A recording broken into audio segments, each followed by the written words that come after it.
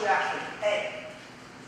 Now, this is a little bit more confusing, and what we're going to do here is we're going to look at it and we're going to say your actual CPC is the ad rank of the advertiser below you divided by your quality score. Oh, confused yet? All right, so now, with this particular example here, how much do you think Scott is going to pay? Anybody figure this out? 86. How much? 80. 80? Anybody else? Now you just go with the first answer.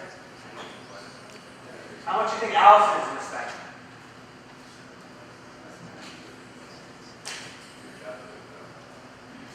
All right, I'll give it to you guys.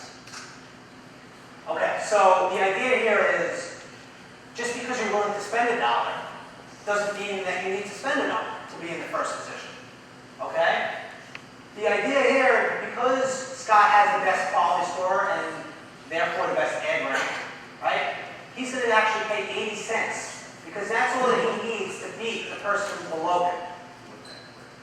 Okay? So you don't really need to know this to a T because you don't have the information on what people are spending behind you or ahead of you or whatever, but it's just a way of understanding that just because you're willing to spend the most money or just because somebody else has more money than you doesn't necessarily mean that they're going to show up ahead of you or you're going to show up ahead of them. There's more to it than just the price that you're willing to pay. All right? So in this particular case, it's 8 tenths is 80 cents and 7/8, I'm assuming is 88 cents, and then Google will actually give you recommendations with the keywords that you have on what they think you'll need to spend in order to show up on the first page, right? And as you run, your cost per click should decrease as long as your ads are performing well, right? That's the performance history that we looked at before as part of the quality score. So if your ads are running well and your account is performing well, then you'll have to spend less money as time goes by. Question in the back, yes? Yeah, I just wanted to make sure that even though Allison's now going to be paying more than Scott, Scott will still be in a higher position. Absolutely. That's the whole point that we're trying to make, right? Just because you're showing in the first position doesn't mean you're spending the most. And just because you're willing to spend the most doesn't mean that you're going to show in the first position. As shown with John. Yes? I was just going to ask a good measure of what you should spend is by first selecting automatic cost per click instead of manually putting in the amount.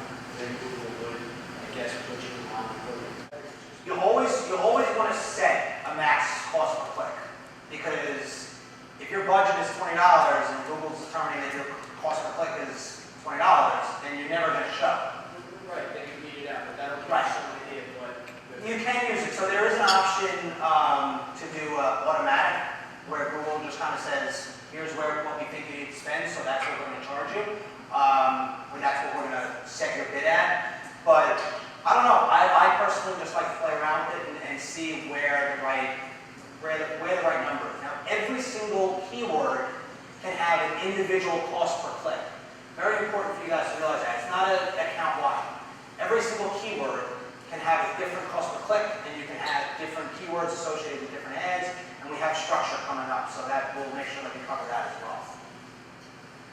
So to wrap everything up, you're showing a higher position if your quality score is 5 out of 10 or higher, your bids are competitive,